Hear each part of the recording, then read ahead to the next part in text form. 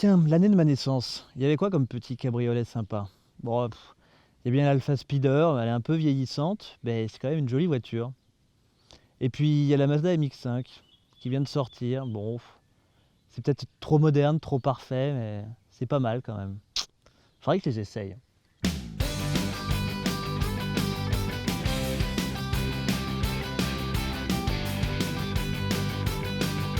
Caricature d'une Dolce Vita à l'italienne, l'Alfa Romeo Speeder a été présentée en 1966. Ça a tout de suite été un énorme carton commercial et la voiture a eu une très longue carrière. En 1990, la voiture est restylée par Pininfarina, le grand maître italien, pour donner 7 versions plus modernes. Par contre, en dessous, c'est toujours une voiture conçue dans les années 60, il n'y a pas grand-chose qui a changé. Regardons un petit peu la bête en détail. Pininfarina a largement restylé cette voiture en 1990, c'est ce qu'on appelle une série 4, parce que c'est le 4e restylage. Pare-choc, calandre, beaucoup de choses sont nouvelles à l'avant.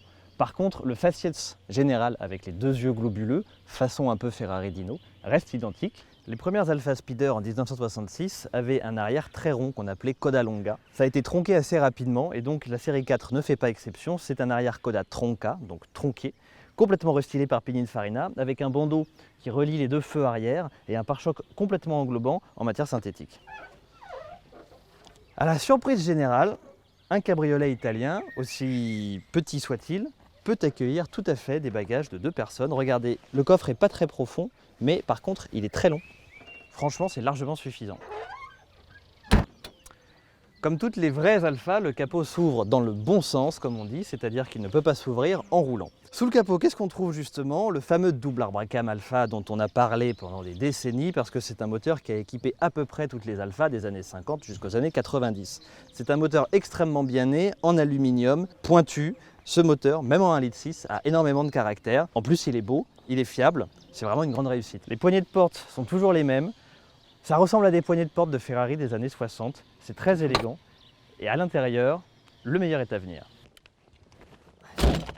Alors même si notre exemplaire date de 1991, il faut quand même admettre qu'on est à l'intérieur d'une très vieille voiture. Ce levier de vitesse qui semble sortir de nulle part, un peu façon camion, mais typique des Alfa des années 50, 60, 70. Et puis vous avez cette planche de bord, alors qui aimerait bien être moderne, avec des jolis compteurs, ces jolis aérateurs qui font penser à ceux des Ferrari de l'époque, cette bimatière beige et noire, c'est vrai que c'est assez joli.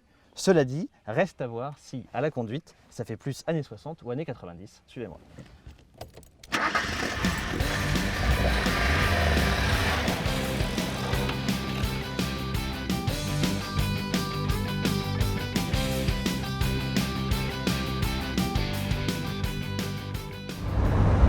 Dans l'Alfa, dès les premiers mètres, vous êtes dans une voiture des années 60. C'est-à-dire que vous avez un starter, par exemple, ce qui n'existait quasiment plus à l'époque. Vous avez une position de conduite qui est plutôt bizarre. Alors après, à l'intérieur, vous avez plein de détails qui sont tout à fait charmants et dont on ne se lasse pas. Par exemple, ces petits déflecteurs, je vais vous montrer, c'est un héritage des années 60, 50 même.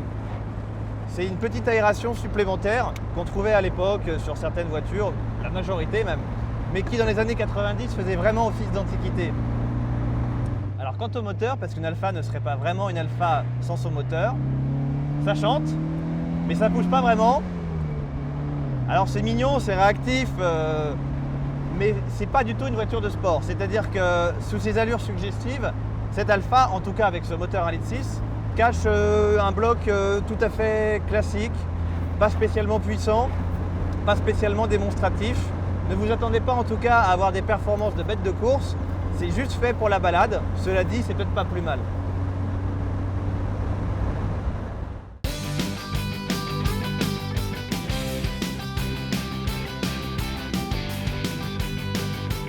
Place à la Mazda. Elle s'inspire des roadsters britanniques, un petit peu des sportives italiennes. Elle reprend toutes les recettes du succès des voitures des années 60, mais les améliore à la sauce années 90. Donc on a des phares pop-up, c'était moderne pour l'époque. Et puis on a une voiture avec un 4 cylindres en ligne qui fait 115 chevaux, propulsion, comme toute sportive qui se respecte. Sauf qu'en plus, vous avez la fiabilité et l'équipement d'une voiture moderne. C'est ce qu'on va découvrir. Alors la Mazda MX-5 s'inspire des roadsters britanniques et italiens, c'est aussi valable sous le capot. On a l'impression de retrouver le moteur double arbre d'une Alfa ou alors d'une Lotus Elan. C'est un 1,6 litre 115 chevaux, c'est petit, c'est léger, c'est pointu, mais ça a un immense avantage par rapport aux mécaniques britanniques, c'est que c'est extrêmement fiable. J'en connais qui ont 500 000 km.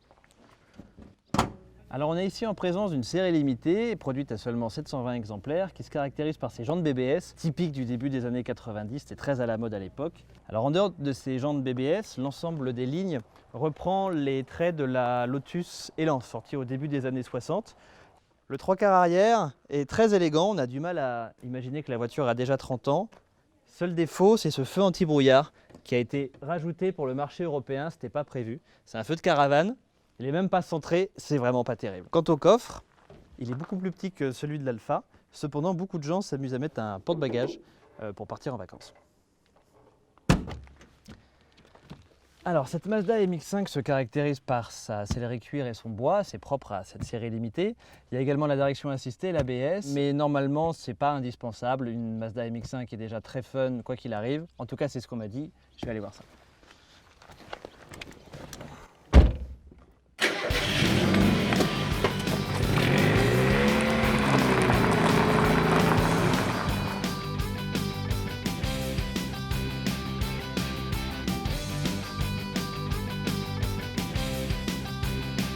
Alors dès les premiers mètres, une Mazda MX-5, c'est juste super drôle. C'est précis, c'est léger, c'est agile, ça freine bien, la direction est super directe, le moteur adore prendre des tours parce que c'est un petit 1,6 litre. C'est pas une vraie voiture de sport, mais franchement, on s'amuse. C'est vraiment une voiture pour ceux qui aiment conduire. La puissance est transmise au roue arrière, donc on peut la faire partir un petit peu. C'est petit, c'est léger, c'est agile. Bref, c'est une vraie réussite. Et je comprends que ce soit le Roadster le plus vendu au monde. J'en ai fait plus d'1 million. Comme beaucoup de bagnoles des années 80, il y a des phares pop-up, c'est-à-dire des phares qui se lèvent. Et franchement, moi je résiste pas à la tentation de rouler toujours phare levé parce qu'ils sont énormes dans le champ de vision, on voit que. Et ça fait années 80, 90. Ferrari a fait ça pendant longtemps.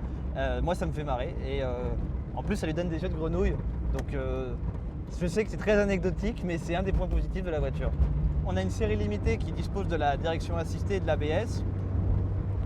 Bon, pour rouler tous les jours, c'est peut-être un plus. Cela dit, moi je trouve que c'est vraiment pas indispensable. La voiture est suffisamment légère pour pouvoir se passer d'une direction assistée. Sinon, pour le reste, commande de boîte, embrayage, frein, etc., c'est une voiture moderne. Donc vous pouvez l'utiliser tous les jours. La rigidité, là, on s'en rend bien compte sur les petites routes. La voiture se tortille pas dans tous les sens, il n'y a pas trop de rossignol. Donc c'est une voiture, alors elle n'est pas confortable, mais on peut l'utiliser tous les jours sans crainte. Et d'ailleurs, certaines ont atteint des kilométrages extrêmement élevés. Je crois que pour l'instant, la Mazda MX-5 qui a le plus de bornes en a 680 000. Alors, charme italien années 60 ou alors style japonais 13 années 90, laquelle choisir?